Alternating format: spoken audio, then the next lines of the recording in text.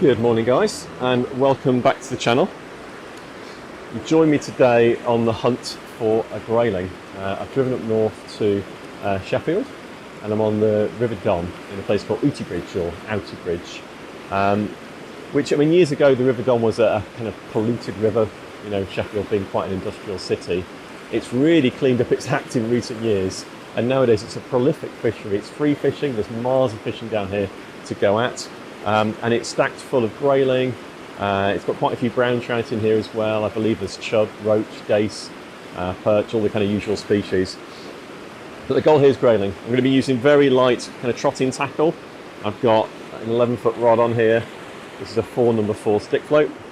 Okay, and I've just kind of dotted some number 8s down the line to a 16 hook, and I've got a double maggot on the hook here as well. Very simple. I'll just be kind of dropping few maggots in every chuck like that, okay, and fishing behind it. Conditions wise, I mean, it's a beautiful day to be fishing. As you can see, it's blue sky and sunshine, not necessarily the best for the fish. I mean, grayling are a sight feeder. The river's been up a little bit recently, it's fining down. I would say there's maybe 2 foot visibility, so I think we're absolutely fine. Yeah, and it's been quite cold overnight, so I was kind of scraping the car this morning. You know, quite a thick frost. It's warmed up a bit now. It's probably 6-7 degrees, and it's going to like 8-9 degrees later. So yeah, not too bad. It's the end of the fishing season. The fishing season closes in 10 days time. So, you know, after that we've got to give the fish kind of 3 months rest on kind of flowing rivers. So I'll be kind of switching to still waters. But before then, I want to kind of try and get this trip in and see if I can kind of catch myself an end of season grayling. Wildlife wise, we're kind of in a wooded valley, I mean, as you can sort of see. So things I'll be looking out for is all the usual kind of woodland species, you know, nuthatches, tree creepers, you know, woodpeckers that might be flying past.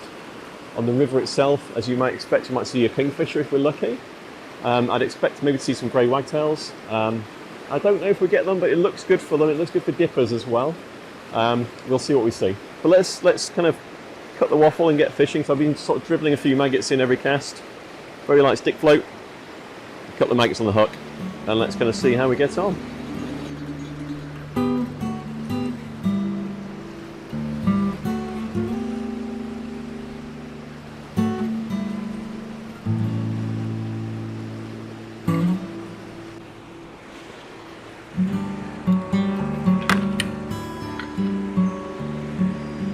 Oh, we're in again. What's this? Oh. They really pull. I mean, it's really fast on the inside here. So when you hook them, they're straight into this current, and just even getting them in the net, to be honest, getting the net underneath them is a real challenge. What have we got? Is it what we've come for? It is. It's a little grayling, not a monster. He'll definitely do. I'm going to swing him in. We'll risk a swing. Oh, there we go. Lovely. First grayling of the day. A very thin fish. So wiry. Gosh. And where's that hook? It's just in the corner of the mouth.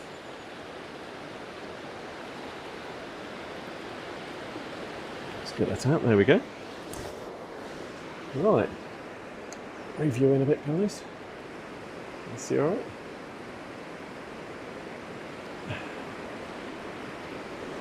Right, first grayling of the trip. So wiry. I don't know if you can see that. It's not a monster. Oh, it's showing its fin up for us. How lovely is that?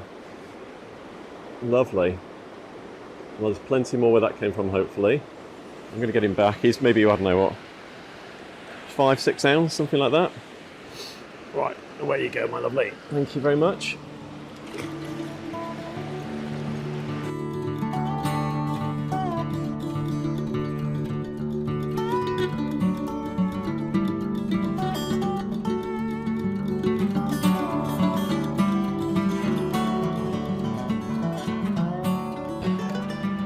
Alright guys, well I keep moving down the stretch, giving it sort of 10-15 minutes in each spot and then moving along. I've come across this, which is a much kind of slower, deeper patch where I can just trot really nicely off the tip of the rod. Oh, there's a bite and we're in. Good. I just thought it looked a bit nicer, so there you go. Talk about timing. Let's have a look. Who have we got? It's not a monster, but it is a grayling. Lovely. I think that's the trick, you know, today, is just keep moving until you find the fish. Okay, well, they're not a monster, so hard to hold. I'll pop them straight back, I think. I suspect there's a few more in this spot. As I was saying, it's a slower, deeper run, this one. I'll just keep kind of putting the float down deeper and deeper. What is that, about 5-6 foot now? I'm still not touching bottom. I've got much more control in this swim too, and actually for once the sun has gone in behind some clouds. I've been absolutely dazzled by the sun so far today.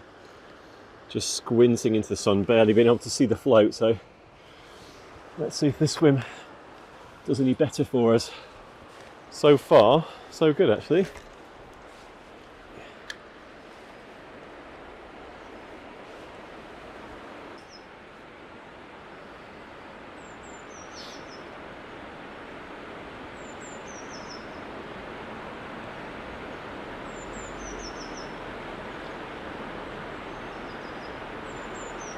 While I'm stood here trying to get these, you can hear, and if you can't, I'll play it over the top. Oh, there's a bite. Ah, there's a blue tit up there calling. Dee dee dee dee dee dee dee dee dee dee. Again, we are, you know, it's the 4th of March today, so it is. We're sort of coming into spring. It's definitely feeling warmer. There's a few sort of plants showing snowdrops and crocuses and daffodils, things like that, and the birds are sort of waking up from winter and starting to test their voices out. Nice to hear the blue tits.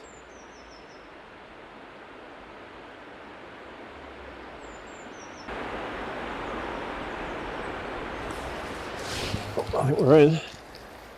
Right down at the bottom of the stretch. We are, it's not a monster though. It's definitely a swinger, this one. What do we got? Oh! The world's smallest trout. Look at you. Oh dear. There we go. My word. Brown trout in miniature. I'll put it on here. There we go. Little red dot, still beautiful though. But very, very small. I'll pop you back. Right, so I'm just working my way along the swims. It's a beautiful stretch. Thankfully it's a bit more overcast now, so I've been fishing a couple of hours. I think I've had, what, 3 or 4 grayling and 1 very tiny trout. Lost the biggest grayling so far, frustratingly, as is often the case. But I stopped here just briefly because there was, on the other side here, it's gone now, it had been too small to see. There was a little grey wagtail, which is quite a common bird on rivers like this, particularly kind of fast-flowing, well-oxygenated rivers that are quite clear. We have really kind of 3 species of wagtail here in the UK. We've got the pied wagtail, it's the black and white ones. You see them all over the place, often in city centres, in places like car parks and, you know, multi-storey buildings and whatever. You know, they're quite common birds, the pied wagtail. Then there's 2 left. There's the grey wagtail and the yellow wagtail. Now the grey wagtail, confusingly, has a really grey back but a bright yellow tummy. Okay, whereas the yellow wagtail is yellow all over and it migrates. Okay, the grey wagtail stays here. Okay, it's a resident bird. So right now all our yellow wagtails are down in Africa and they'll start moving back up to land here back in the kind of springtime. And you'll find the yellows out in the kind of arable fields. And they're quite rare birds actually, yellow wagtails. I see maybe 2 or 3 a year if I'm lucky. Whereas the grey wagtails you get along riverbanks like this with the yellow fronts, okay, they're quite common. Okay, beautiful birds. You can listen out for them. They go doo-doo, doo-doo, doo-doo, as they kind of fly along and they bounce as they fly. Okay, well, there's actually a nuthatch calling right now, which is quite interesting. They go like bang, bang, bang, bang, which is kind of similar to a grey wagtail, which are more like. I'll play them over the edit now if you want. So this is grey wagtail. Remember, grey wagtail, yellow tummy. Okay, and this is the nuthatch. which obviously you'll get in woodlands like this. Okay, so if you do see a wagtail down by the river like this and it's got a yellow tummy, don't go think it's a yellow wagtail, it's a grey wagtail. Okay, easily confused, but grey, grey, grey.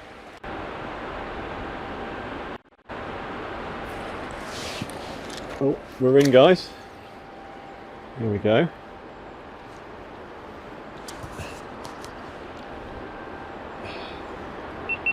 It's been a long time coming, this fish. What is it? I think it's a trout, actually. That's my guess. Oh no, it's a grayling. Lovely. It's a better grayling as well. Oh, lovely, lovely, lovely. Right. Oh gosh. I had a few dozen trots through this swim. There we go. Lovely. Is that okay? Whoopsie. There we go. Beautiful River Don grayling. Maybe about half a pound, maybe just over. Sort of 10, 12 ounce, something like that. Oops, she wants to go back in. Right. Let's put her back, certainly where she wants to go. And hopefully where there's one, there's more. So I might stick this swim out, actually. There we go. Lovely.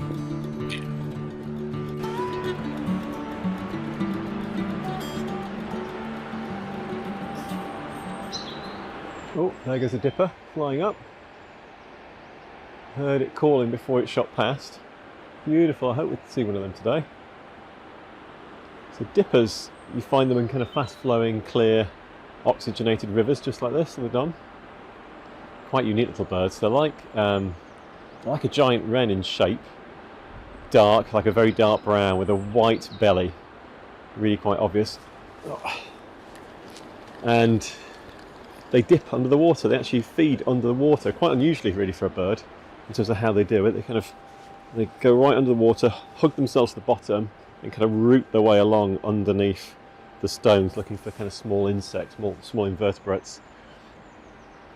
And I believe they have kind of like almost like they have like goggles that they wear, like some special eyelids that come down that allows them to see underwater. Cracking birds, absolute cracking. And nice to see. I just heard it calling as it went past. I'll play a call now so you can hear what a dipper sounds like. I'll keep fishing, so I'm getting some bites here.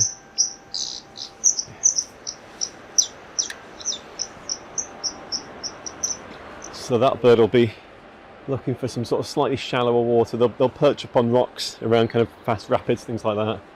They want it fairly shallow. They can't dive too deep. There's lots of habitat here for dippers. Cracking.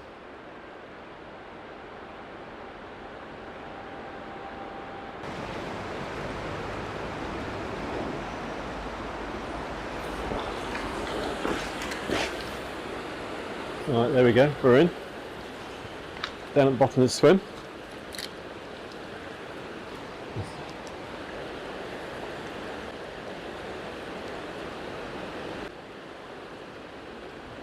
It's like a nice fish. It's a grayling, yeah, lovely. Okay. Imagine that. Get caught in the trees here. There we go. Yeah, good.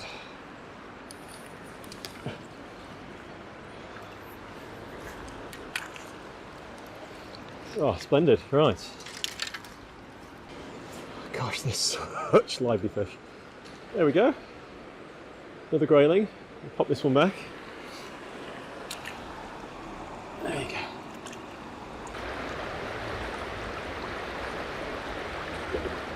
Well, I know you can't see it. Just down there, in the middle of the river, there's a dipper. It's sat up on a rock. Teetering, it's called, bouncing up and down. Like, bouncing its tail. And it keeps dipping under the water, diving under the water, looking for the insects. And then bouncing back up again and sitting on its rock. Yeah, I can hear it as well.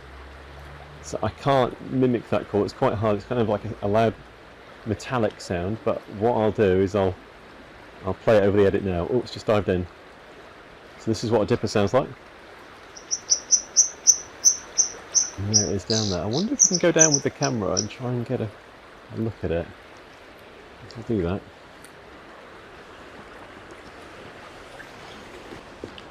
Right, so we're going to try and sneak up on this dipper. I'm hidden behind foliage and rocks. Right, it's gone under, so I can shuffle forwards. Stop, it's up again. Right, it's gone under again. Stop, it's up.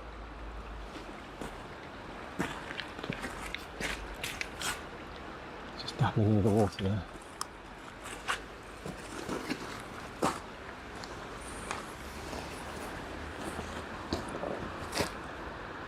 Easy. There he is on the rock now. He's not seen us. I'm holding really still. Really still. Let's see if he goes under again.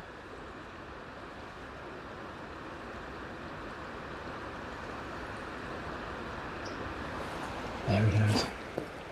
He was going to land next to us. That scared him. Fantastic. Well, I hope you saw that.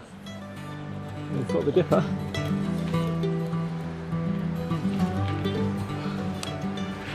Alright guys, well I didn't have the camera running just then. I thought I did, but it had obviously powered down.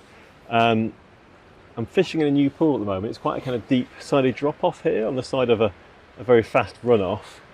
There's a pool here. Now, I lost 2 or 3 fish in quick succession on maggot, and I also got snapped off. I kind of snagged on the bottom, put a worm on in, first cast, float went under, almost immediately, bang, and I've caught a really nice grayling. So I'm going to give it away. I think it's over £1, we'll see, and let you have a little look at it as well. Yeah, it's cracking fish though. Let's have a nice rest there in the side. Oh, it's got to be well over £1 that. Okay. This is what we came for. Cracking fish.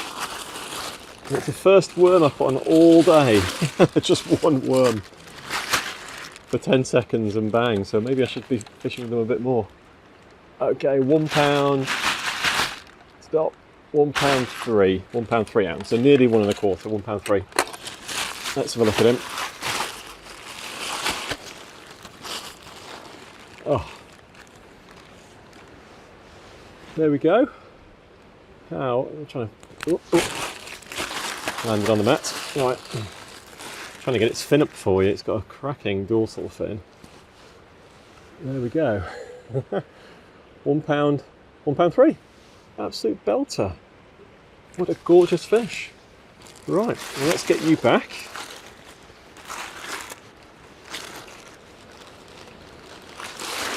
Put you back in the net, I think, like that. Let's see what's going on. I wonder if I should have been fishing with worms a bit more today. If that's the result of one. Off you go.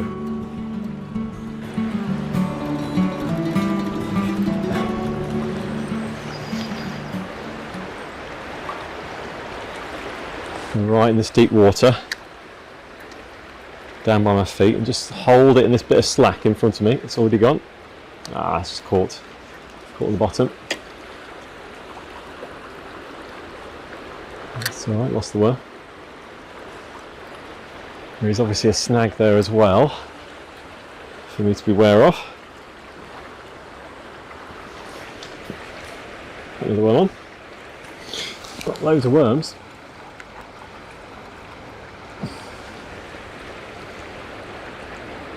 I wonder if worms do pick out these bigger grayling. It certainly seems that way.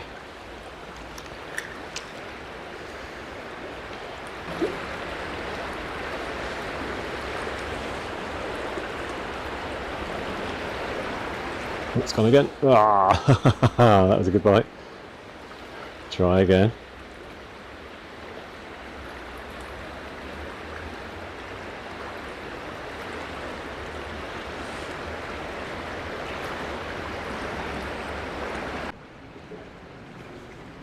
Right, well, I just had an absolute action replay. I've tried another worm, put it into the exact same spot. It's a deep hole, just off the edge of the main current, by an old drop-off. I think there used to be like a building here or a weir or something. It's dropping off into deep. Trotted the worm through, and within, I don't know, 30 seconds it's gone off, and another really good grayling. So I'll do it again. I'll give it another way, and let you have a little look and see where she goes. But I'm guessing it's over £1 again. Oh. £1.2, so an ounce smaller than the last one. Peas in a pod.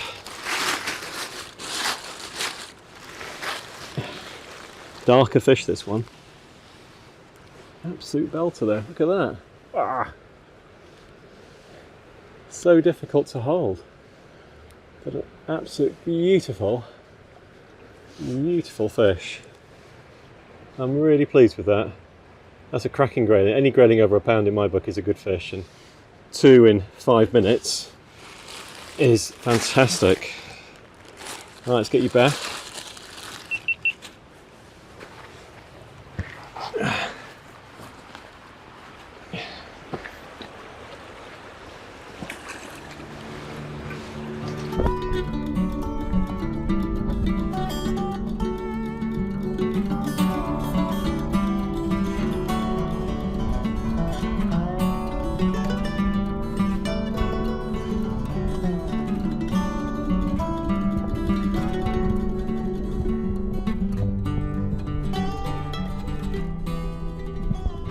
Okay guys, well we're back at the car. I hope you enjoyed that. I know I certainly did. I think I caught about 12 grayling in the end and 2 trout. And it was really topped off by that lovely brace. £1.2, £1.3 within 5 minutes of each other, just swapping to worm and kind of dropping into a kind of deep swirling eddy at the side next to a big drop off. Worked really well for us, and I suspect there were more fish in there too. What have I learned about the fishing side? I think I would probably use worm a bit sooner next time. I was on maggots all day, feeding maggots, which seemed to be doing okay, but as soon as I put the worm on, too much bigger fish. So maybe we'd have got a few more better fish fishing worms. Try that next time. I think getting the float size right also is really important. I started off on number 4, which was too small and too light. I'd just been bullied by the flow. And then went a much bigger float, which was too big and not sensitive enough. So just getting that right, like the Goldilocks zone of float size, which for me today was 3 BB. Seemed about right. So I felt in control, I was still feeling the bites, everything was good at that point. So just getting the right float size and chopping and changing, ideal. Wildlife wise, it's been a really good day as well. We saw that grey wagtail, heard a nuthatch, saw a buzzard. I heard some kingfishers, I didn't see them, but I think the stars of the show were probably the dippers, which I saw 2 or 3 times, and at the end there with a bit of commando work to try and get close to them. As it dipped under, moved forward, stopped, as it came up, as it went under, moved forward, stopped. So hopefully you might even see the dipper on film, we don't know. I'll find out in the edit, you'll know by now, of course. Whatever you're up to, I hope you enjoy your fishing. This is the end of the river season for me. It closes on the 14th of March. It's the 4th of March today, so I've only got 10 days, and I don't think I'll be getting out again on the river between now and then. Busy times ahead. So next stop will probably be moving to still waters. I haven't got plans set yet. I might try a commercial, maybe go for some carp, maybe some early season tench. Tench is something I really want to catch this close season. Yeah, so I'm going to kind of be ramping up to that as the kind of warmer weather comes along. But yes, good luck. I hope you enjoy your fishing as well. If you like the videos, do like and subscribe, and I'll see you in the next one.